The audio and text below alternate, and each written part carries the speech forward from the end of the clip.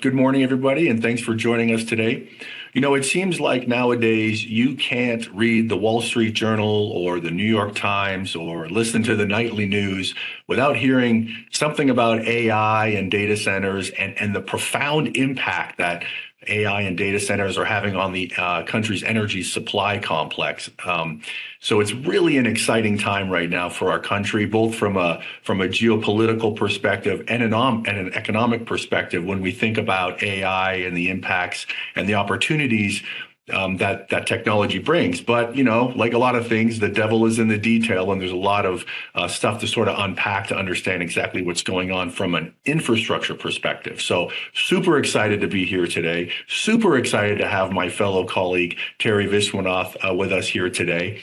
Teri's our energy economist, and you've probably interacted with Teri and I through our nationally syndicated podcast. So that's All Day Digital and Power Plays, and we also produce reports. But today we're going to do something a little bit different with this webinar, and we really want to make it engaging. And we're kind of thinking about it more as a workshop. So I would encourage audience participation and engagement because there's a lot of information to share. And again, it's a really exciting time, especially for CoBank, because we are so involved and exposed to rural America and funding digital infrastructure and energy. And all of this is coming together in a very, very big way. So super excited to have you here today, Teri. Good morning. How you doing? This is going to be a lot of fun today. It will. And in our chat feature, it looks like, hey, appreciate Bill and Chris gave us a shout out. So, I wish you guys could actually see. So the public portion looks like it's not enabled. So I'm going to repeat because you guys will have some great information. And it looks like, we've got, so I'll make sure that we actually speak up. So if you write in questions, I'll make sure that we get those over to our speakers and we'll respond to you. So I wish you could see this. So we've got so many states that are actually on this call this morning, Jeff, and it's really, really exciting. And also kind of a shout out. I know you've been at the directors conference. We've got some folks that actually attended that and got to see you, and also the CEO conference. So that's wonderful. Really enjoy having you with us. And Jeff, I am so excited about our next speakers. I want to show you their bios and talk through, their information you're going to know about these two speakers. You probably saw. So Dr. Shehabi and Mr. Satchwell, welcome to both of you. Glad to have you with us this morning. There's some things that I think our audience needs to know about you both. First, Arman, I reached out to you, I guess it was last August, knowing that we're having a lot of electric co-ops that are receiving a lot of inbound requests from data centers, knowing it was important. You and the team were working on an update, the 2024 update to the data centers. And I really appreciate you being here. And I just wanted to ask, so staff scientist at Lawrence Berkeley Labs, I want to know a little bit, so the audience knows a little bit about you, but also want to find out, what do you think it's really important for our electric co-ops to know about what we're going to say today? Yeah, great. Thanks, Teri.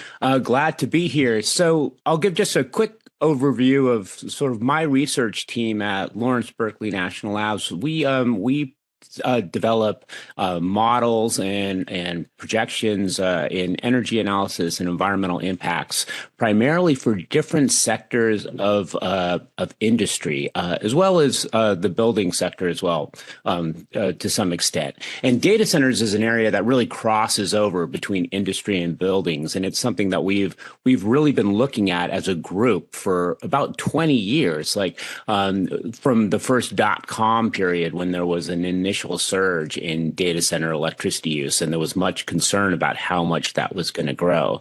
And I think really two things that I want to have the audience take away today is that in a lot of ways, we've been here before with this type of surge. We saw this in the early aughts with a really large increase in data center electricity growth. And we saw how that went up, and it actually, it calmed down over a period. After a period of surge, it sort of flattened out as different efficiency measures came into play.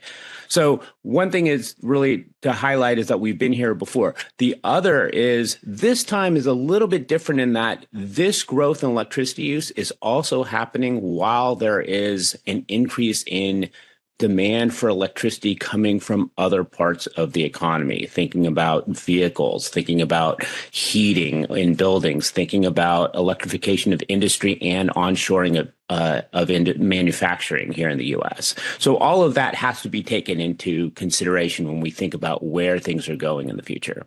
That's helpful. It's a crowded highway.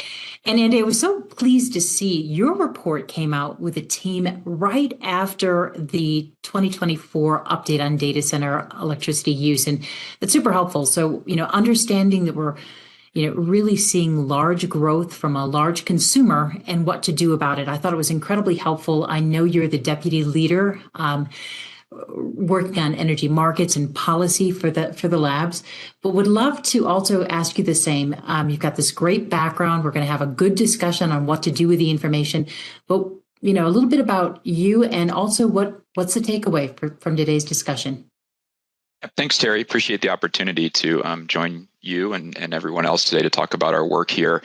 So I lead our utility regulatory and business models research here, which really encompasses both trying to quantitatively assess the impacts to rates and utility costs from things like energy efficiency and distributed solar PV, and now electric vehicles and heat pumps, to what Arman was talking about, and looking now to large loads.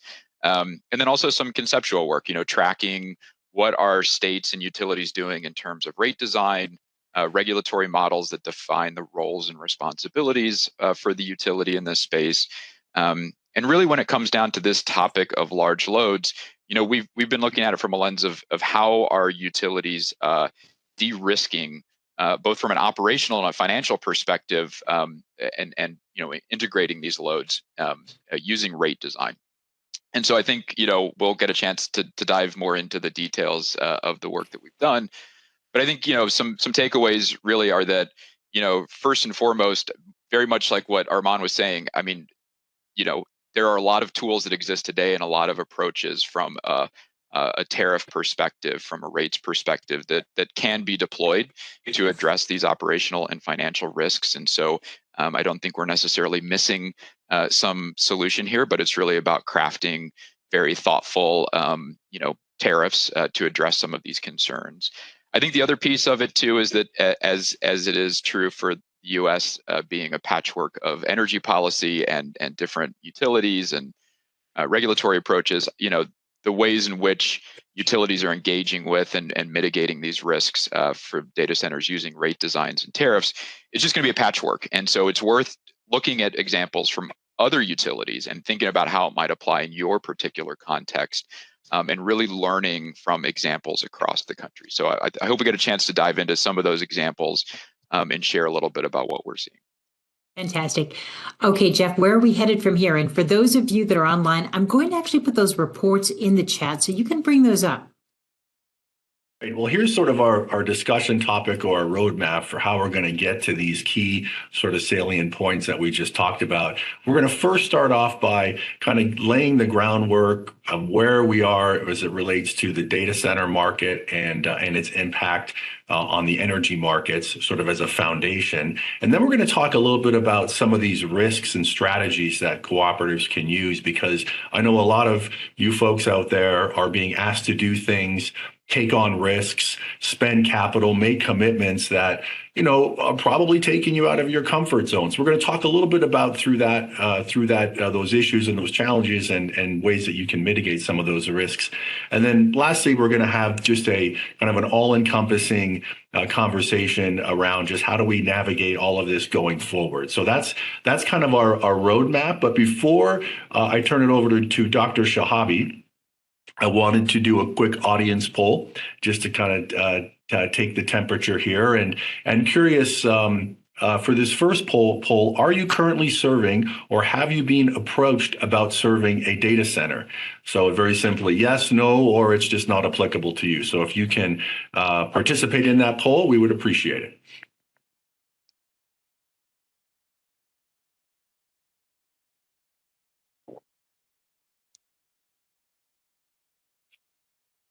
All right, some of the results are coming in. Yeah, and this is an interesting one because I know when we've had So when we've done the registration, and we had a lot of folks from all over. So certainly, there's geographic diversity here. There are a lot of co-ops that are on this call, regulators, folks that are from the farm credit system, but just across the board. And so, it's as the polling will show, Jeff. Yeah, most definitely. A lot of folks with a vested interest in what we're here to talk about today. So that's always nice to see. And I know we've seen, which is interesting, the concentration we've seen in load in just, I think just a handful of states in that concentration. But Jeff, I know the conference we were at, the NRECA CEO close-up, Duran Dennis, one of our RMs, had a great breakout conversation with a number of CEOs that are currently serving. And remember the hands that went up, amazing. Yeah. So what are our results? Yeah, well, it looks like the vast majority of folks on the call have been approached about serving a data center in their market. So that's great to see. And again, it's good to have audiences have a vested interest, because I think we've got a lot of great information to help them think through these opportunities. So let's move along here to our first discussion with Dr. Shehabi. And these are just some data points here to put into perspective what we're dealing with, which is what I consider to be profound growth in the energy complex, thanks to AI and data centers. So at this point, I'd like to turn it over to Dr. Shehabi to walk us through some of his thoughts. Stage is yours. Great. Thanks a lot, Jeff. So a few things that I'd like to kind of start out as before I show results, just to give some background. I had mentioned that my research team looks at energy modeling and environmental impacts for different economic sectors, looking at different industries. For data centers, one thing that we have done is we have done reports for Congress over the past 20 years, and really in the aughts, there was a surge in electricity use from data centers from about 2000 to 2005. And around 2005, there was a big concern. There was a doubling of electricity use, and a lot of people said, well, if it doubled in 5 years, it's going to double again and keep doubling. And, after the next 20 years, we're going to be using like more than half of our electricity on data centers. So U.S. Congress at the time issued a request for the Department of Energy to submit a report on to actually use kind of a rigorous scientific analysis to understand where is electricity use going in data centers. And at that time, we started building what we call a bottom-up model that's like based on all the equipment in data centers. And we were able to develop that and show or estimate where electricity was going in those aught years. And then we did this again in 2016. What we saw was like around 2010, things increased in the aughts. They started flattening out in the teens. And then we were asked again from the Energy Act of 2020 for us to come and look at, to update our 2016 report to see where things have gone since then. And that timing worked out well, because even though the legislation went out at the end of 2020, it takes a little time for things to get moving. And we received funding, and we started working on this project last year, which was just right in time with the growth of AI. So I think we can move to the next slide, and I can show some of the initial results here. So what we're seeing here is this is the increase. So this is total electricity use of data centers in the United States. What you can see kind of starting from 2014 is, it's pretty flat for the first few years there, and that's sort of a continuation of it being flat in the 2010s. And around 2017, 2018, we see it start to increase, really going from about, a little less than 2% of U.S. electricity use, which what it has been for a long time, to increasing to more than 4% last year. And that is really the largest increase, that we've seen in a long time for it to go up that much. Then looking forward, what we do when we try to estimate out the electricity use going forward here is, there's so much uncertainty that we create different scenarios. And so when we look at these different scenarios of what could happen, there's different combinations, and it allows us to have a range of where we see the electricity use growing in the near future, and that range here shows that it could increase from under 7% to about 12% of U.S. electricity use by 2028. Dr. Shehabi, if I would for just a moment here, just to interject a couple of questions. First of all, on your starting point, the 4.4%, maybe you can just help me understand a little bit, because when I think about how energy use is reported by utilities, correct me if I'm wrong, but I don't think there's a specific data center component to energy usage that they report. So given that, and how did you come up with, and your team come up with that starting point? Because we know in forecasting, we got to make sure we got a good starting point. Otherwise, everything after that, you never know. So maybe you can just kind of walk through how you came up with that base 4.4%. Yeah, it can be really tricky to estimate data center electricity use, because it's something that is not reported by data centers. It's something that's not collected by the Department of Energy, even though the Department of Energy does collect a lot of data on residential and commercial buildings. I can give you, based on Department of Energy data from the Energy Information Agency, how much fluorescent lighting is in office buildings in the West. But I can't tell you how much electricity use is in data centers from that type of survey data. So what we have to do, and really there's different ways that people estimate electricity use. For data centers, they can say, well, there's a growth in demand, and so I'm going to scale it to demand, or they can look at the amount of requests for power that are coming into utilities. Neither of those really give a very good estimate, because they're often anecdotal, that type of extrapolation, it historically has shown not to be very accurate. So what we have to do is not look at it from a building point of view, but rather we have to track all the equipment that's going into data centers that's demanding that electricity, and essentially establish an installed base of this equipment. And what is that equipment? We're talking about servers, storage equipment, network equipment. And we have to distribute that type of equipment into different type of theoretical data centers. And depending on the type of data center that we are putting those into, that equipment will be operated differently. It will be cooled differently. And all of that has an effect on what the overall power demand will be. Great. Well, so a real detailed bottoms-up analysis on coming up with these forecasts. That's great. That's great. Yeah, we had a good question coming in for the audience. I want to just ask. So our audience asked, do these numbers also include crypto mining? It's a good question, and it's come up a lot since we put out our report last month.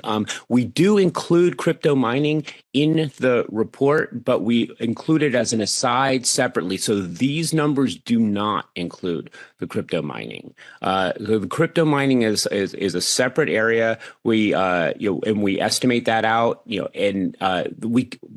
two reasons why we don't include it. One is that, just from a methodological point of view, we can't do a bottom-up method, because it's not crypto mining doesn't use computing equipment. Technically, it doesn't use things that have CPUs or GPUs. It uses a different type of chip, and so we don't put it in that data center category.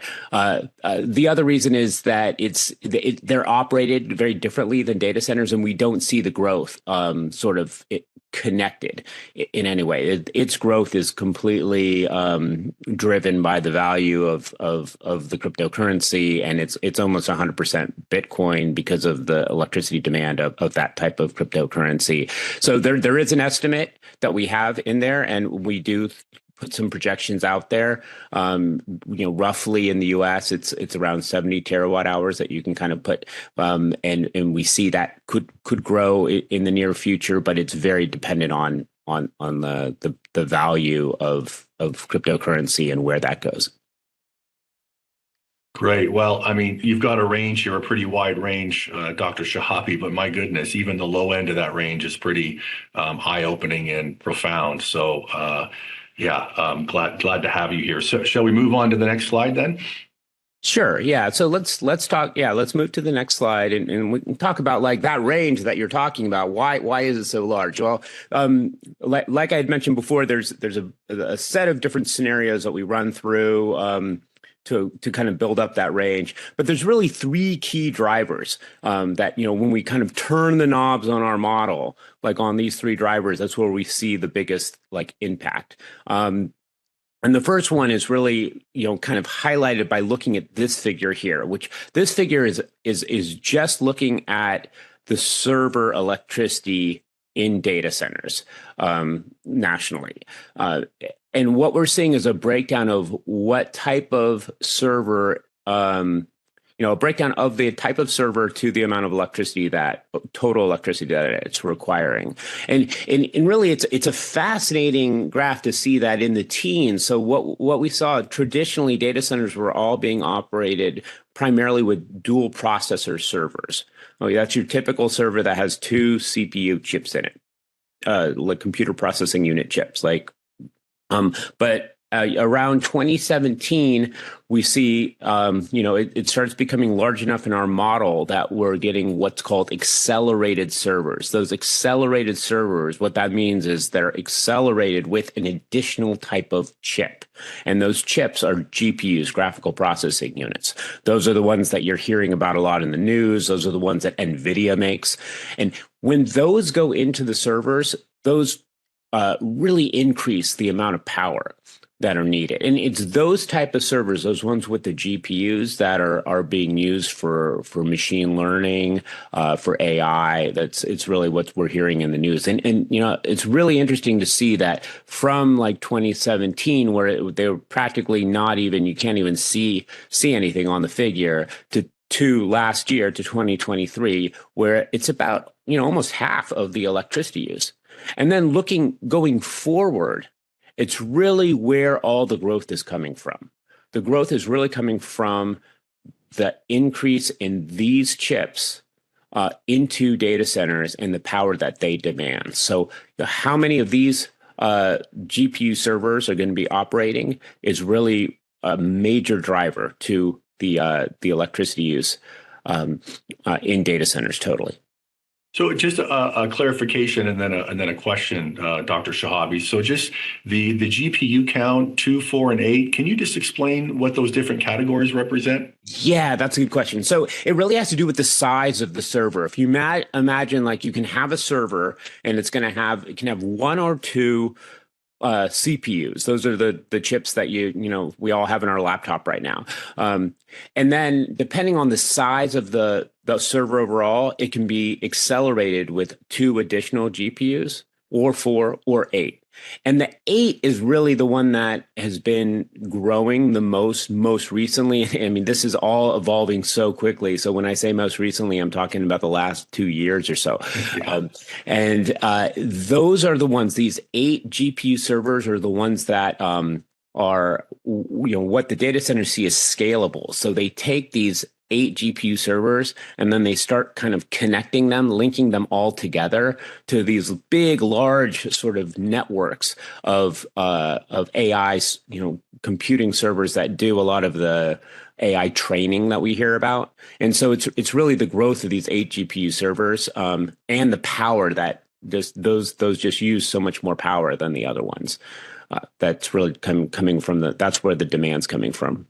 Great. No, that's super helpful. Thanks for that. So to your point, yeah, things are changing rapidly. I mean, every month it seems like there's more money being spent and there's new technologies and disruptors entering the market. It's fascinating. So to that end, I wanted to get your latest thoughts on on something as it relates to the semiconductor side of data centers. So we've talked about GPUs here, and for those that have followed this space, we know that they consume, as you mentioned, a tremendous amount of energy, have incredible amount of compute power, been responsible for a lot of the learning that's been going on in AI right now in the training data centers. But then in December, it was interesting because Broadcom, which is a semiconductor company, doesn't focus on GPUs so much, but focuses on ASICs, right? These application-specific integrated circuits is what it stands for, ASICs. They came out and they said, hey guys, guess what? Our ASICs AI semiconductor business is exploding, right? We're going to go from doing 12 billion in revenue in this business in 2024 to as much as 90 billion in 2027, just from 2 customers. And that was really interesting because, as I understand it, these ASICs chips for AI consume significantly less amount of energy than GPUs, but I don't think they can do as much. So it feels, so I guess that's the background, right? So Dr. Shehabi, as you think about the training part of AI, and then as we move to inference or applications where I think the ASICs semiconductors become a bigger story, they don't consume as much energy. On balance, kind of how should we think about all of that as it relates to energy consumption and efficiency? So I know a lot there to process, but maybe you can kind of help us think through that. Yeah. So on a high level, how I would think of it is what we're seeing is this large surge of electricity. And what, you can look at this figure, especially if you look at sort of on the high end going from 2024 to 2028, like looking at that increase, if things are trending up that way, in 5 years, where is it going to be in another 5 years, another 5 years? Like you could just see this going exponentially large. I don't expect that to happen. I expect this growth that I'm showing in the figure to happen, but things will smooth out, even though I think demand will keep increasing. And the reason why is because different efficiency measures will come into play because there is a strong sort of market driver for that type of efficiency. It's expensive to run these chips, and there's going to be a desire in the future for things to get more efficient. And historically, that is what we have seen. When there was growth in the aughts, there was different efficiency measures that came into play that slowed that growth down. Now, I think when we think of looking at ASICs, and is that something that could come into play to reduce this electricity demand compared to GPUs? That's one avenue. I think that's possible. Like right now, ASICs is a pretty small part of the market because they're very expensive and like the name says, they're very specific to a certain application. So they're not quite as universally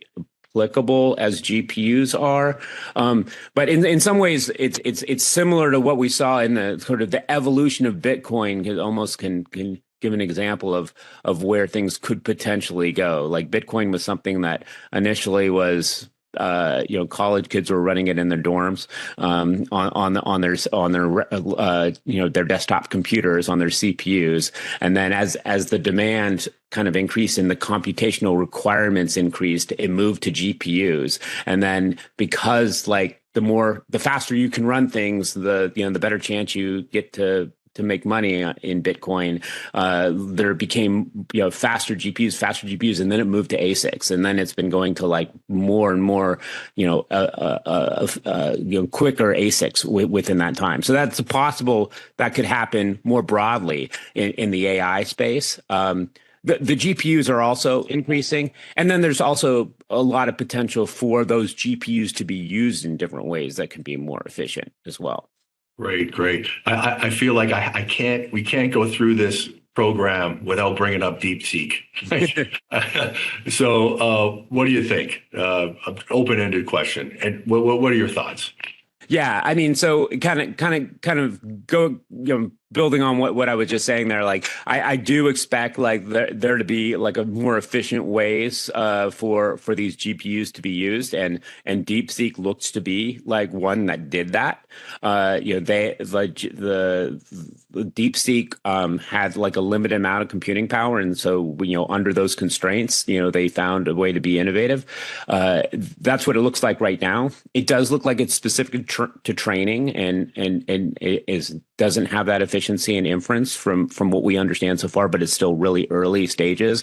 What I would say is I don't think that's going to completely change like where things are going, and it doesn't change these projections going forward. I think it's a sign of where things will go in the future, that it's an example of something that will help kind of slow this growth beyond 2028. Great. Hey, Teri, I'm just going to pause for a second. I think there's been some audience questions coming in. I'm not sure, but anything that we should address? Audience questions, and we're going to ask a few of these during the poll that'll be coming up next. But I think the interesting part here is one, a couple of questions just with regard to, this shows the number on an annualized basis, right? So a total, but we know that we don't consume energy on a straight baseload manner. So I think there are some interesting questions with regard, understanding the baseload of electric usage today and the forecast for growth and where this comes out.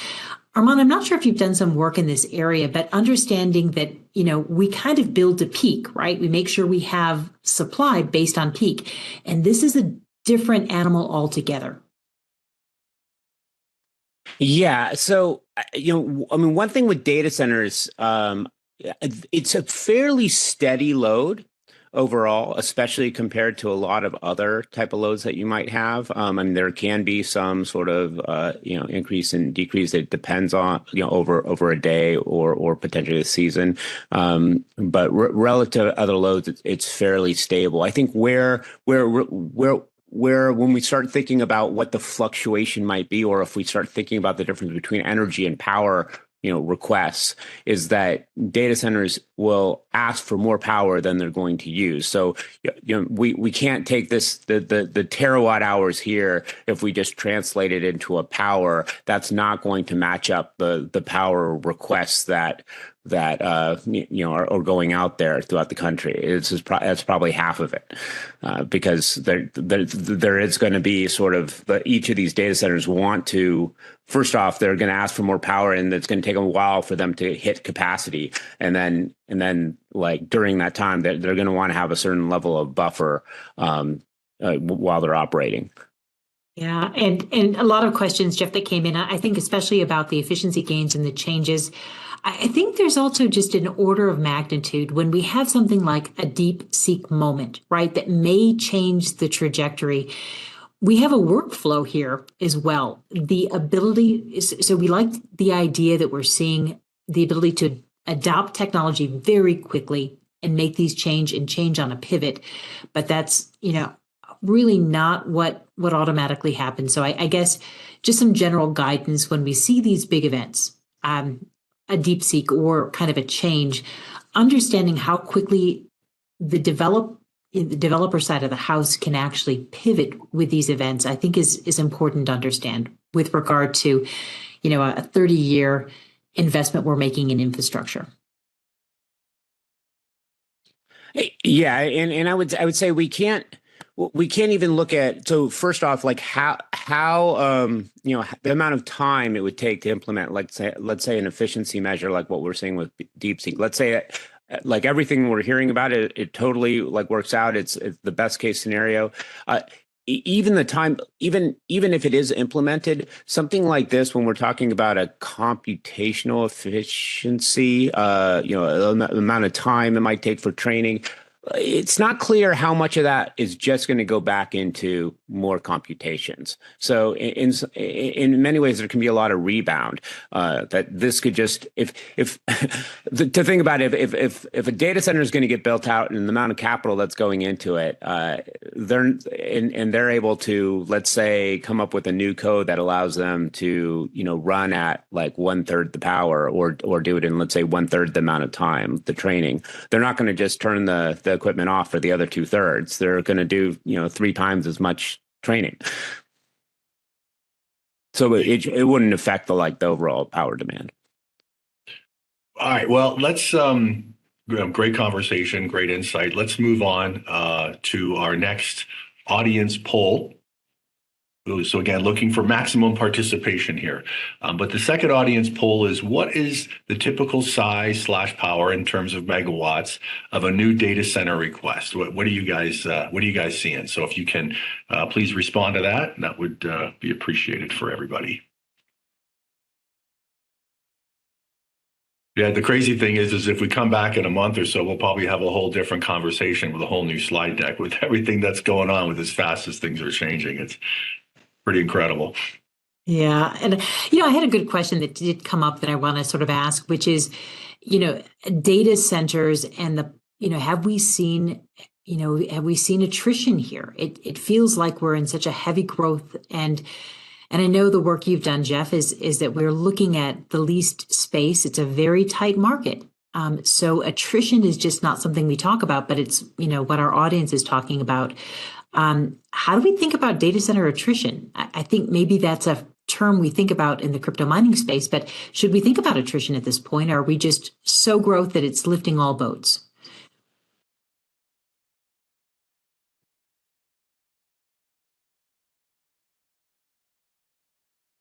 All right, we're getting some good participation here. Okay, so I think we've got our results posted, and it looks like the winner is 250. Okay. Or more. Yeah. So coming in at the higher, we had it's interesting. We saw distribution across all segments. So we do have categories of co-ops, utilities, or munis that are seeing the 25 megawatts or less still. The 25 to 50, we're seeing some, but it's really, you are seeing 50 and above seems to be where more of the audience is pushing, with the largest actually in the response being 250 megawatts or greater. So I wonder if that's a lot of co-location data center operators with the smaller loads. Good question. Yeah. So when we do the next, when we somehow rope these two amazing speakers, our experts, back in, we'll post that one. Great. All right. Well, thanks for your participation. Let's move on. Dr. Shehabi, the stage is yours. So, so kind of going back to, when I was showing the last figure where we were talking about the different types of GPUs, and I mentioned that those 8 GPU servers were really where a lot of the electricity demand was coming from, because those are the fastest and the most scalable. Well, those things are expensive. We're talking about $500,000 for each one of those. And so you got to have a lot of capital to be able to buy, a truckload of them.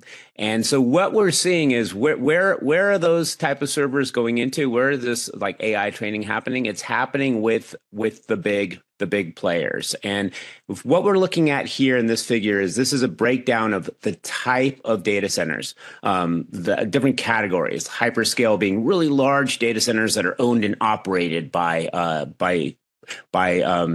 large tech companies, so like a large Google data center. And a co-location large scale data center is one that is built and owned and operated by a third party, but it's really built and contracted out for one of those large players. So an example might be QTS. QTS will build an operated data center, but really they have one client, and that's Google for that one data center. And then as we go, the data centers get much smaller as we go beyond that. The other co-location are smaller. Those are sort of the kind of the like apartment buildings for data centers. Like Equinix might have some. You can go in and you can rent like a rack of space. Internal data centers are like the small ones that you would see in banks, and then we have like different much smaller ones that we can just have like small medium business and different edge small data centers. But for what we're seeing now with this growth in training, with this growth in AI, these large servers are going into those first two categories. So in some ways, it doesn't surprise me that the majority of the requests coming in are on the larger side, because that's a sign that there's these large data centers being owned and operated by really a handful of companies.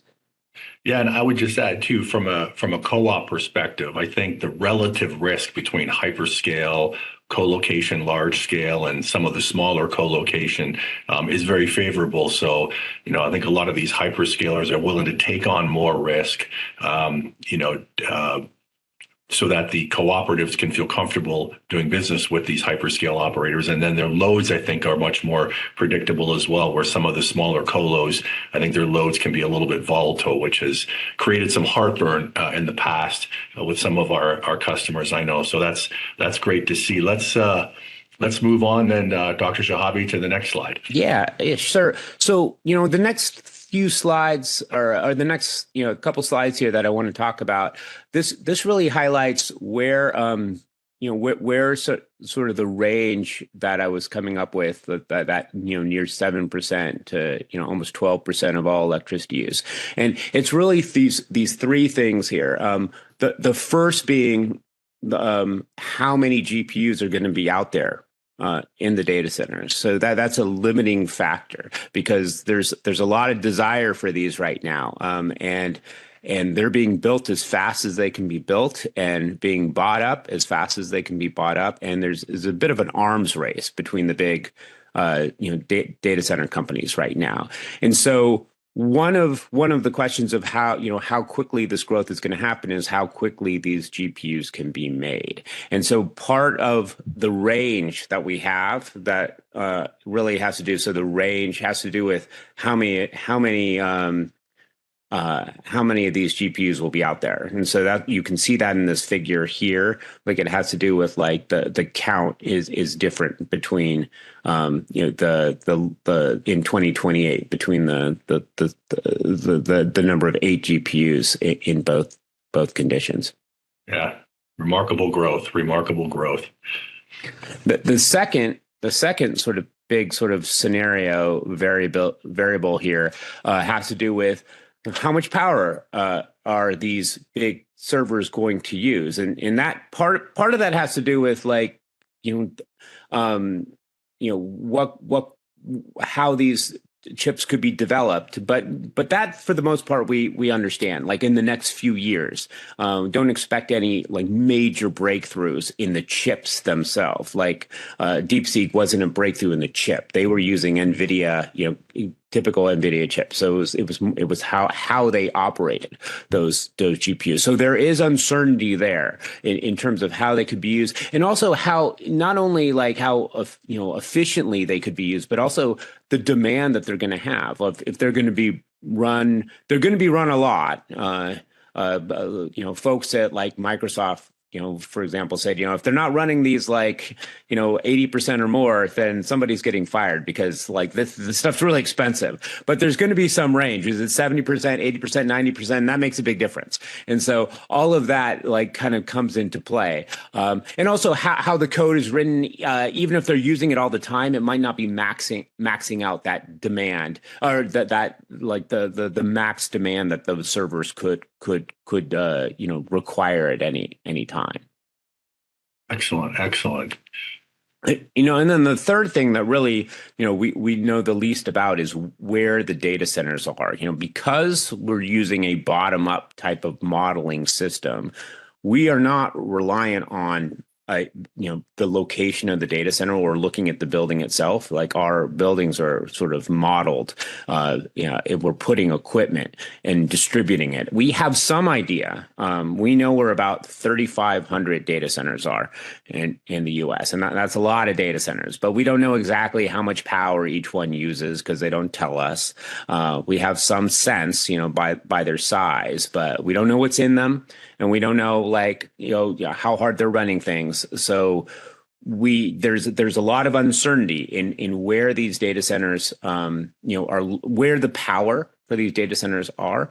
You can see there's definitely trends here in terms of where the orange dots, which is kind of representing what the data centers that we know today are, and so that can give some insight of where things will be in the future. But also there's so much growth right now that the sort of the top tier markets that have been most popular in the past are kind of crowded out, and data centers, as probably a lot of the folks here are aware, are going out into different locations and shopping around and trying to find where could they build new data centers. So this is an area we are working on. We want to understand this better, but it is a big uncertainty in the model.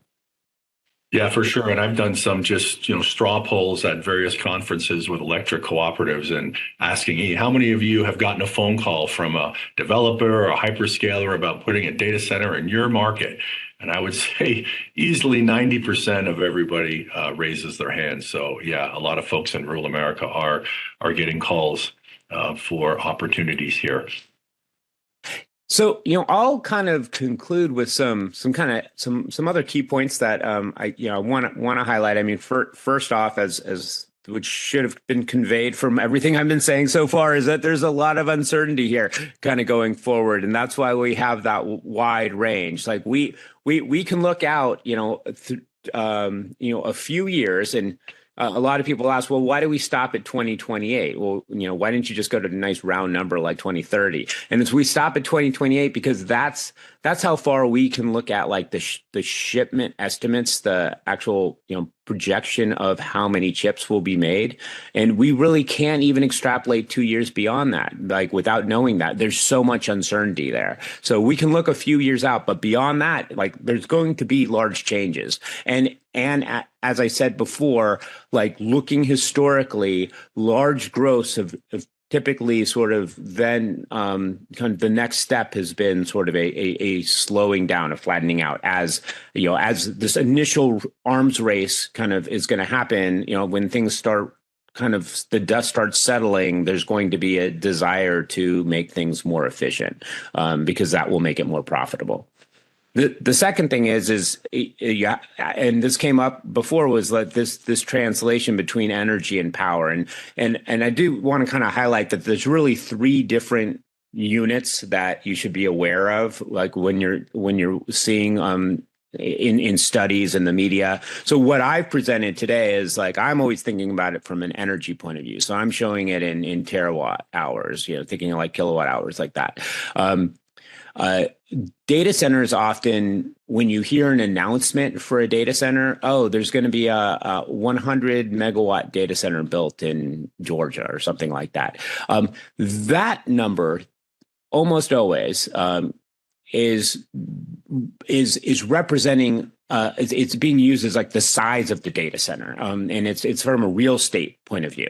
They think of how much square feet, of equipment could be placed in there, but rather than saying square feet, square feet of office space, they're saying megawatts of data center, and that's representing how much IT equipment could be operated in there. Doesn't mean much, because that's a theoretical number, and it wouldn't be that much equipment ever run at any point. And plus, it's not taking into account the ancillary equipment that also would be run. So then there's a third number, and that is going to be another power demand, and that's what's going to be requested to utilities. That's what to the co-ops. That's what the data centers are going to ask for, which is going to be typically much higher than that megawatt value that was announced in the media on the size. So there's really those three numbers that it's important to think about. And finally, I do want to kind of come back to my main one of my main points here is that this growth is happening now, but it's happening, while there's growth in other industries as well. Like when we are looking at other forecasts, there is growth in electricity demand. Part of that's coming from data centers, but really there's a larger growth that's going to be coming when we start thinking 10, 20 years, going to 2050, when we start thinking about an electrification of all transportation, when we think about, building electrification and think about the electrification push that's happening in industry and a growth of industry, all of those things are going to actually be a larger electricity demand in the future. And really, in many ways, that's good. That's what we want. We want to electrify. That's a cleaner form of running our economy. We do want that, and this growth in data centers is really the tip of the spear. It's the beginning of what we're going to expect, and so it's an opportunity for us to figure out really how to handle this growth so that we can be ready for it when the next wave comes. Excellent. Well said. Yeah, it's crazy that the data centers are getting all the headlines, and that's all we talk about. But it's pretty eye-opening to see that, yeah, this is the tip of the spear, and there's a lot more coming, because it feels like we're already dealing with a lot. So, hey, with that, thank you so much. That was fantastic, Dr. Shehabi. I'm going to turn it over to my colleague Teri to walk us through the second part of the program. Okay. So, Andy, this is our section. I'm looking forward to the conversation. It's going to be about rate design. So I like the fact that your report, I put that in the chat, came out almost immediately after the data center. So now we have the big load. How do we really need to think about this from a risk mitigation standpoint? But before we begin, let's go ahead and just go to our poll. So our third audience, and this is going to be the last one, and it's just if you are currently serving or planning to serve a data center, large load customer, which elements are included in your rate structure? Are you seeking upfront contribution in aid of construction? Are you seeking a minimum demand charge, defined load ramp parameters, take or pay, defined upfront exit fees, behind the meter generation requirements? Some or all of the above. And Andy, I know when we put this slide together, you said, you know what, let's make sure in the chat that, this is not the entire universe. This is just some of the things we are seeing. And there's more out there. So I really want to engage with our chat and make sure you're giving us more ideas here. And I'm going to chat those, Jeff is now moving over to the chat room. And Jeff, when you see ways in which we're seeing, feel free to shout that out to the audience, because I know it's one way, and I apologize. We've got some great comments. We're going to share that with you. So the polls are beginning, and I don't know, Andy, outside of this, this is a smattering, and you made a really important comment, because, and we'll jump into that, you made a really important comment that we are seeing, I'd love to sort of identify a blueprint. Jeff and I did a discussion, a video out that talked about what's occurring in Ohio. And we talked about this, but you cautioned, I thought that was great, that the requirements in a region, the requirements in your service territory may be different. So your needs may not perfectly fit. Your needs in terms of the engagement you have with a data center may not perfectly marry up with the needs in another service territory, with another state, et cetera. So I thought that was good guidance you provided. Yeah, certainly never want to suggest that what works for one utility will work for every utility, but yeah, certainly we can talk a little bit more about also what we're seeing in terms of how these things come together, that each one of these particular elements, maybe in isolation, isn't quite as effective as if it's actually combined with some other pieces as well. So I think some of those meta themes are really important from what experiences we've seen so far. No surprise here. The dominant response to this poll is we're seeing kind of all of the above, all or some of the above. So we're going to get into that and have that conversation. But as I mentioned, this conversation really, it really evolved around a great response from you and the team on now you've got these large loads, these emerging large loads. What are the best evolved?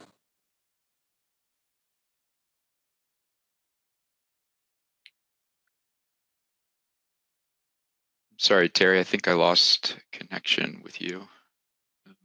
Jeff or Arman, are you able to? Yeah, no, she's looks like we lost her there. right at kind of the ultimate point there. Yeah. Well, in the interest of not leaving some Oh, dead here she space goes. here. Okay, she's back. Sorry, Terry. You just We did froze lose. for a Yeah, I'm moment. in the office. Yeah, so strange. So yeah, coming back. So go ahead, Andy. Sorry about that.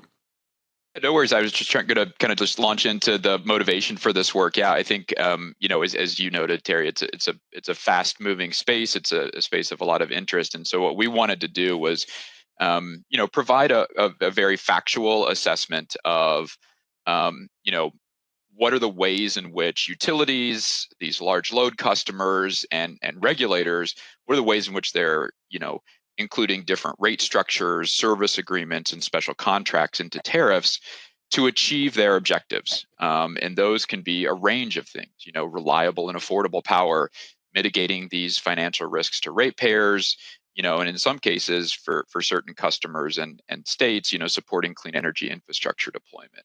So, really trying to talk about both the challenges from the rapid growth and large loads that Arman was speaking to, and really providing some leading examples of these proposed and approved tariffs. And this, we really want this to be the starting place for a discussion and kind of a sharing of perspectives. I don't want to suggest that this is sort of the final word on this. In fact, we're hoping it's the first of many discussions, and that we'll continue to keep tracking these issues. And so just kind of launching into this, I think it's always useful when talking about rate design to acknowledge that there are a number of principles that sit behind it. Many of you all who have been in the industry some time probably recognize this this picture of this book on the left here. This is the Bond-Bright principles. For many people, it's sort of their go-to reference for how to design rates for retail electricity service. But the point is that just there's a number of accounting-based principles around reflecting utilities' cost of service and adhering to sound accounting principles. But there's also objective-based principles that utilities and customers and regulators, again, whether it's a state regulator or for many here in the cooperative space, your board, need to think about, maybe avoiding undue discrimination, avoiding cost shifting, ease of implementation and customer understanding of rate designs, just in their effectiveness to communicate price signals to customers. And so, I think there's always a good kind of starting place when we talk about rate design to say that there is no ideal rate design. It's not an optimization problem. It is a mix of both kind of the science of accounting and the art of policies and principles and objectives. Yeah.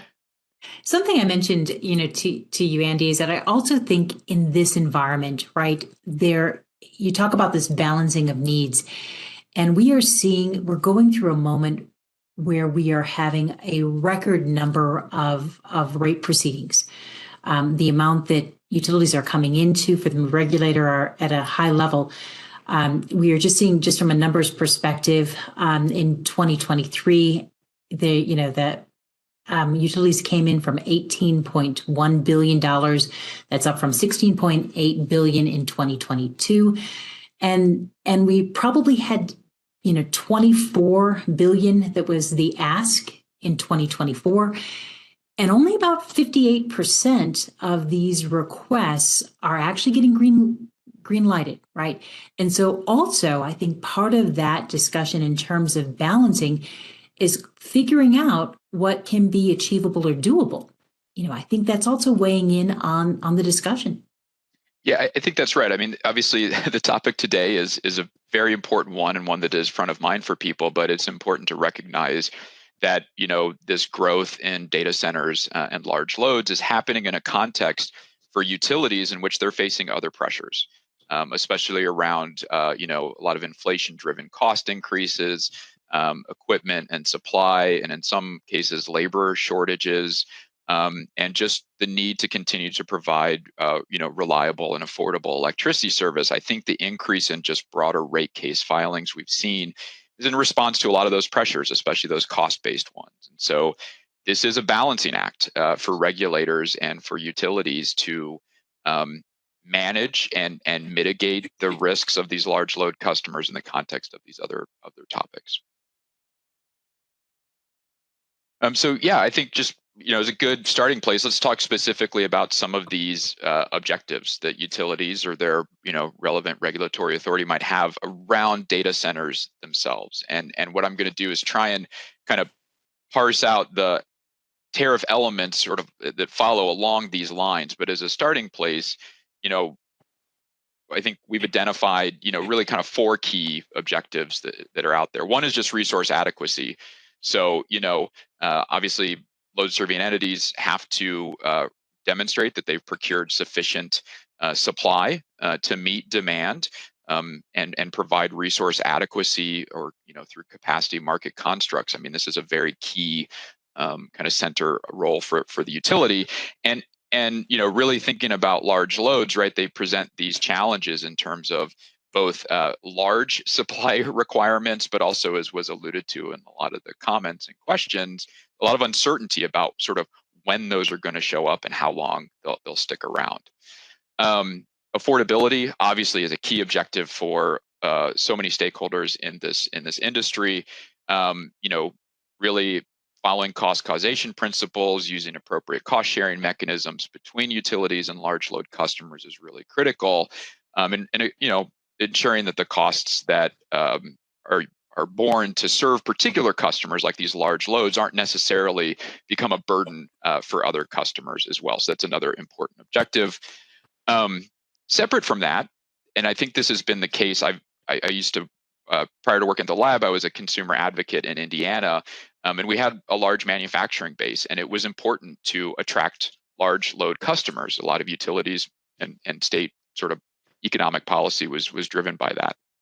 And so there's an interest. These customers are significant loads. They bring benefits to the community. They bring benefits to the utility potentially. And so how can these tariffs be designed in a way to also attract these customers, but in a way that doesn't induce or introduce a large amount of risk?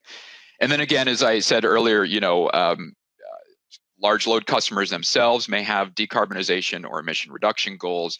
Some states and utilities may also have those goals. So in some cases, this is a motivator or an objective for around emissions or air pollutant reduction. So how can tariffs encourage investment in resources and infrastructure that provides a reliable, resilient, and sufficient, clean energy supply for those customers as well? So when we move into the next bit of the discussion about some of the specifics we're seeing and the tariff elements, we did want to kind of always tie back to these objectives here and what they mean for rate design. And Andy, I think just as a starting point, and it's really important, we see this, what's occurring in Ohio. As a starting point, there's a fundamental disagreement on how to identify data centers from a rate filing perspective. This is really important. So FERC rejected the proposal by Basin Electric Power Cooperative. They had requested a new wholesale power sale schedule for cryptocurrency centers and for other large loads. We also saw that in the filing in Ohio, where data centers have been specifically identified as data centers, not large load, but data centers. And in this case, there was a problem with that. So FERC came back, and part of it is finding that it had not met its burden to demonstrate that the proposed revisions, adding crypto and large load schedules, were just and reasonable. The important here, not unduly discriminatory or preferential, right? So by calling you out as a data center, that seemed to be, or a crypto miner, that seemed to be one of the problems with the rate filings, at least in terms of, my read on the FERC. So even in terms of making mention, we do see some of the filings talking about simply the load. If you're this category of load, that's meaningful to us with regard to a rate filing. Yeah, that's right. I mean, this is a very important foundational question, which is who does this tariff apply to, right? Who are we designing this rate design around? The question came up very specifically. There's some great discussion in the Ohio docket that we found. I think what sits at is at the core of it are questions around, both just the size of the load. I think, some tariffs, and we can talk about this later, are sort of establishing kind of minimum thresholds for those loads. I think it's also the perceived risk of different types of customers based on the type of operations that they have. There is a perception, perhaps that cryptocurrency mining is less, consistent or persistent, and so presents some risks as far as departing load. At the same time, it's important to recognize, though, that different usage and types of data centers and data center customer types can also present some opportunities. So, load flexibility is a big question. How flexible are these loads? There's been some discussion about maybe cryptocurrency mining is actually a pretty flexible load. They're highly price sensitive, which means that they respond strongly to economic incentives, perhaps as opposed to data centers that are in an AI learning stage in which they maintain, as Arman was talking about, sometimes an 85, 90% load factor. Right. And so, with the risks and challenges may also come opportunities to think about not excluding these customers, but how can you design a tariff in a way that really speaks to their economic motivations, but can provide some additional benefits and mitigate risks to the utility. Super helpful. I'm going to get on to the next slide, but I just love the fact, William, great conversation in the chat. I'm going to echo that comment out to the audience because I know it's not a public forum, but this is a great one. So William, this is a cooperative that actually serves the Bitcoin miners. And as you said, what they've found is that this particular member is willing to be shut down during peak.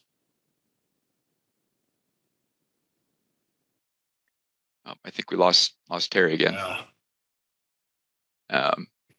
Yes, I was looking at the comment here. That this looks like they're willing to be shut down during peak. And so I think it just shows again that not all data center customers are equal, and so really thinking about those nuances is really important. Teri, do we have you back? You do. You do. Yeah. So just kind of encourage folks to read the details in the paper, but just at a high level, fair allocation of costs is one of these key kind of principles and objectives for many regulators and utilities. And so what we've seen is a number of elements here. We were just talking about applicability to specific customer types. Some tariffs employ marginal pricing to really ensure that incremental load is paying for the full incremental costs that they incur on the system. And interestingly, we've even seen, like in the case there's a pending settlement for Indiana, Michigan Power, in which the data centers are providing economic development payments. And so investing in the community, providing money as a way to say, we're willing to stand behind and benefit the local community to ensure that they aren't unfairly bearing the full costs of the data center. And so there's a number of elements here that are important to think about for just, again, focusing specifically on avoiding cost shifting or mitigating the cost shifting risk. And if you want to keep going to the next slide, or also happy to pause on any of this stuff.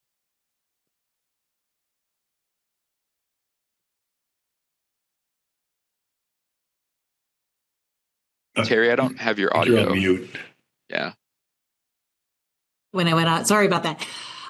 We're also having a moment that we have a very vocal, credit-worthy customer at the table as a utility, right? And so they are not, they're being very vocal in terms of their requirements, right? And so we are certainly seeing this. We're seeing it in the filings for sure.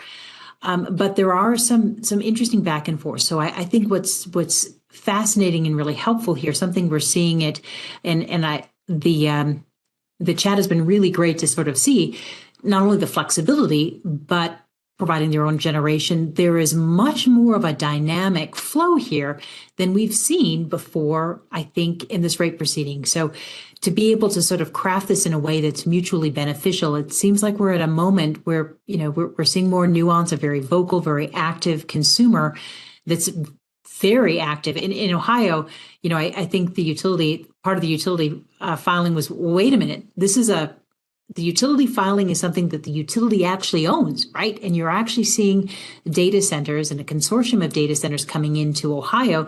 And so saying, guys, this is what we can do. And I don't think we've experienced that before. Yeah, it is rather I think, industrial customers used to be just put on kind of special tariffs, right, with some sort of like a discounted energy rate, partly as an economic development, kind of objective. But yeah, in fact, if we go, I think, to the next slide, this is, for me, I think, is maybe the key elements that we're starting to see, and it really is around mitigating utility and ratepayer financial risks. I think if that's one kind of focus of these elements, or these tariffs that we've seen, these are the elements. So, many tariffs having minimum load requirements, and in particular having minimum demand charges. There, I think there were some comments and questions in the chat about, well, how do we ensure that that these data centers leave, or they come in with lower demand or load than what they said, that they pay for the costs on the system that they've caused, or infrastructure that's been built to meet their peak demand. And these minimum demand charges, so they've ranged from 80 to 90% of the minimum charge that they're required to pay regardless of their demand level. Also, to your earlier point, Teri, a lot of credit rating and collateral requirements to ensure that these are credit-worthy customers, and that they have that kind of financial backing and underwriting to mitigate those risks. Upfront payments, requiring sometimes the data center customers to pay for studies, to ensure that they can be added in a reliable and way with sufficient resource adequacy. Or on the flip side, imposing fees if they exit their contract early, and that those fees go to contribute to the investments and infrastructure that were made. And then a lot of classic contracts around the duration of the contract, the load, the power, or the energy in that contract. And some actually have a provision around resizing. So this is an important flexibility element as well. In some cases, the data center customer may actually need more power, and so what are the provisions to allow them to increase the size of their contract? Or in some cases, can they reduce the size of their contract, and what are the provisions for them to either pay for that energy or find another customer to take that piece on? That's really helpful. Yeah, and then operational resource adequacy risks. I mean, reliable operations are key for utilities. I imagine most of the folks here work with utilities. This is a top of mind thing. Make sure those lights stay on, right? And so, a number of tariffs include elements just specifically for this. So again, this minimum load factor, we're seeing 85% is a pretty typical amount, but to ensure that these aren't particularly peaky operations. Behind the meter resources, I think this is a fantastic, consideration. Do these data center customers have behind the meter resources? And if so, can they be used as backup, so that, it becomes a resource for the utility in an outage? They can actually isolate that customer, and that customer can continue to consume its own supplied energy, and then it frees up the system in some cases. Or using that backup generation on the grid as supplemental power. So if that backup generation is not being used by the data center customer, can it actually become a grid resource to benefit the system? And then there's some other elements around ramp time. So slowly bringing and incorporating these data centers into operations, so it's not a massive start from day one, or to sort of bring them on as they add load and add capacity and demand over time. There was a question, I think, especially with behind the meter generation. So I think that particular story is if I've come into you for, my total load is 500 megawatts, I've come in for you only for 250, but I actually have generation that is not going to be there when we need it. So I'm really coming to you for the whole 500. So I think that's an interesting aspect. So making sure when you bring your own generation, you really bring your own generation, the same kind of requirements we have at the ISO level. So if you are there for capacity, we need you to show up when you're supposed to show up. Yep, that's right. And this is maybe, one kind of closing thought or point that I'd like to make is that, I wouldn't view these elements in isolation. Are there ways to combine something like minimum demand charges, so the data center customer ensures and mitigates those ratepayer risks, such that a large amount of those infrastructure costs are paid for, but the data center customer still has some flexibility to use its backup generation to mitigate its own peak demand. It also can benefit the system. See these as, and I think we've seen a lot of these as settlement agreements, which I'm an economist, not an attorney, but I've worked with lots of attorneys before. They always talk about it's a package, right? That each in isolation, these things may not be sufficient, but taken together, it creates some compromise and some ability to meet the needs and the objectives of both the customer and the regulator and the utility. Super helpful.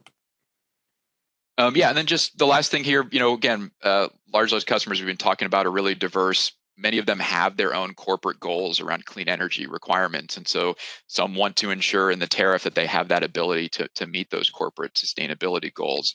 And then there's a lot of customers who are interested in specific generation technologies. So what are the opportunities around that? Are there ways to design tariffs and include both the opportunity to explore things like advanced geothermal or small modular nuclear reactors, but do it in a way, again, that it combines with other elements that mitigate the risks on ratepayers or utility operations. And so that's an area where we didn't see a lot of specific examples around that. Mostly customers wanted just the ability to acquire clean energy supply. But I do think this will be an emerging tariff element as we go forward. Super important. Now we're going to talk a little bit about power supply. And this is going to be kind of a fast discussion because this is a market also in development. So would love some comments here. And we're going to start off, we are seeing a lot of headlines. I think that the fun one was from Slate, America just needs more power. But beyond this, the type of power, the quality of power, especially when we understand that about 50% of U.S. renewables were largely backed by a data center power purchase agreement, right? And we're seeing this evolution. So I think, the question we had in the chat was really about maybe modular nuclear. And part of it too is that when we see these size, when we're looking at a 1 gigawatt, are we leapfrogging where the modularity or the small modular nuclear maybe is not the thing. So I'd love to hear kind of comments on how, as you're thinking about power supply. Arman, I'm going to go back to you and bring you back in the conversation. Power supply requirements might be changing. Are we seeing something here, some movement here? Well, I think, yeah. I mean, one thing that I've noticed that's, these headlines as well as what I'm hearing in the chat is a lot of questions about behind the meter power. And one thing to kind of just point out, just as a kind of point of clarification, like all the large data centers already do have behind the meter power in that they have backup diesel generators, but those backup diesel generators are really used just for that, like truly backup, like emergency, and because of sort of air quality restrictions, they're not able to just run them whenever they want to run them all the time. But there is this move towards having a different kind of backup or on-site power, and that can be sort of innovative or kind of newer sort of sources of electricity generation, as well as more conventional sort of natural gas turbines. And there's been a lot of growth around that could potentially provide like on-site power as well, which could potentially help like shave, peak demand at certain times. I think one way to like look at this is, again, going back to that idea of like we've got a lot of growth coming, down the pike here, and it's going to be important for us to be, really taking an, all of the above approach and really start developing new sources of electricity generation and advancing sort of some of the more nascent technologies. And I think data centers is a great opportunity to work with these large customers that are interested. They have, as Andy said, they have their own sort of environmental climate goals. They're interested in clean electricity. There's an opportunity to work with them here on early stage technologies and help them develop them so that those will be more ready for, again, those next wave of electricity demands that are going to be coming. I think it's important to think about this. Again, this isn't like this one-time sort of surge that we just need to like quickly scramble and figure out what to do, and then everything's going to be okay, because it's the first one. We want to start building the foundation for those next surges. That's super helpful. And I just think, Andy, from the way that we see the energy markets evolving. So this is a projection. It's EIA's projection. Certainly the story is evolving, right? So our view of the market, even in terms of the ISO queues and which resources are brought to the fore quicker, we're seeing some interesting movement here. So this picture could change. I'd love to hear your comments on power supply. We might need our own separate webinar on that one. There's a lot there. I think just my observation, and this is not something that we've deeply looked into, but this demand is very much a now question and a need in the near term. And a lot of the generation that's in the queue is coming from the power supplies, coming from renewables, and those also align very closely with a lot of these large load customers that have corporate sustainability goals. And so I think it would follow likely that a lot of this new demand is likely to be met by those renewables. And thinking through how can the siting of these data centers potentially mitigate some of those transmission queue issues, and think through some of the efficiencies that might be gained there. In the longer term, I mean, Arman's projections are staggering, even as Jeff said, on the low end. And so what does the power supply need look like 5-10 years from now? And is that the place in which we want to be exploring other resources? Are the renewables sufficient? Are there other clean energy supplies that might be under consideration? And so this is where IRPs are so critical. This is where utility just resource planning is so critical. I think it would be an interesting avenue to explore. I'd love to hear even from the folks here, the co-op folks, how are you incorporating data centers into your future load projections, and what kind of sort of bands of possible growth are you assuming, and how does that affect your least cost portfolio optimization? That's where I see it really, this power supply and demand issue coming together. And we've had a number of really good comments that just talk about but yeah, I love your comment out here, which is this is challenging integration of these integration of our power supply. And making sure it meets the needs of those customers. We are all sort of challenged by this. One, Jeff, I know you and I had a good conversation, and we did this video about co-location conundrum. And I know in our prep call, the Susquehanna FERC decision, which was really a procedural decision, it was, we've kicked the can down the road a bit on this. But this is a real issue, and there's some challenges here. I know in the chat we also heard that when we actually ask for that flexibility during peak, the problem is the consumers that are actually pushing the load, are they paying for this system? And the system cost or the concerns about cost shift, I think, is important here. Would like some comments back. I know one of our Maryland co-ops has made a really great comment, which is important. This is an important time when we need investment. This is a credit-worthy consumer at the table. Kind of need them involved here. But I think this has been a really interesting comment. Would like to hear about co-location, where we basically look as a mean to, leapfrog the problems with transmission just to co-locate. I think this is not a one and done deal. We're going to see more of these. Some comments here, Andy, and then Arman, would love to have you comment a little bit about co-location. Are we going to see more of these? And does it present its own challenge? Yeah, I mean, I'll say that right now these large data centers are looking for power. They want power, and they want it as fast as they can, and they're willing to pay for it. And so they're looking at like any way that they can get power. And so this type of co-location is something that I see that being discussed and taken into action, like what we see here.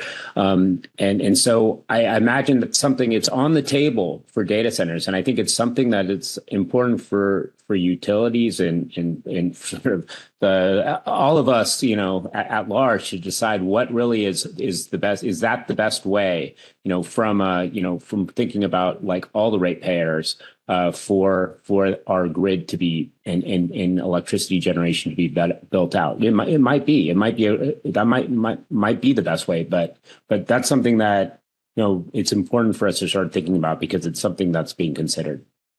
And Andy, you're watching this from a policy perspective, of course, right? Yeah, and it's as you mentioned, it's an evolving space, and I don't want to speculate, too much here. I do think it's really the specific costs and benefits of what co-located data centers are going to look like. I think is going to depend a lot on how they're arranged, and is it fully isolated or not? And if it's not fully isolated from the grid, is there on-site backup? Are there ancillary service needs? What is that need from the co-located data center? And then I think beyond that, we need more studies to understand how this is going to impact reliability. What are the conditions under which this makes sense for the system? If these, co-located data centers are pulled off, or pulling supply off the grid, what does that mean for wholesale prices or recovery of transmission costs for other customers? So we're just beginning to explore those issues. I haven't seen a lot of work in this space. I hope there's more that can answer some of these really fundamental questions. Okay, it's kind of a rapid round for our panelists. I want to go back to our key messages. So, what do the latest data center energy findings mean, Arman, from your perspective as an author, as the staff scientist involved in the research? What is it telling the marketplace? Yeah, I mean, overall, it's saying that there's going to be increases in demand for electricity. They're not going to be apocalyptic, but they are going to be increasing over the next few years, and that's in line with a larger increase that we should be expecting over the next few decades.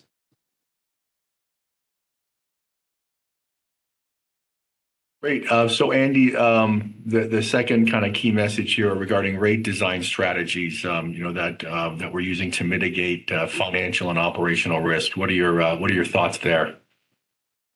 I think as much as it's a nuanced issue in which each utility and regulator and customer is going to need to talk about their objectives and come to an agreement on the right approach.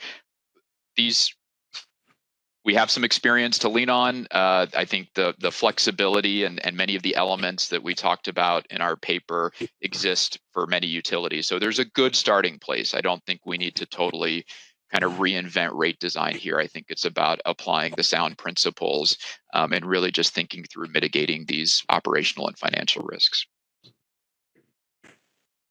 And I think the last question, which is how do we evolve the power supply options for serving growth? This is the hook to get both of these staff scientists back at the table to have that conversation. As we wrap up, I want to thank Arman, Andy, my colleague and co-host Jeff. Really appreciate your time and attention, and the audience has been great. So all of you have stayed through for the entire 90 minutes, and that's a big ask. So we know this conversation is important. We'll be back with you with regard to the publications. If you have any questions, Jeff and I are always available. We want to thank our guests today. Also thank our audience for participation. This has been a great conversation.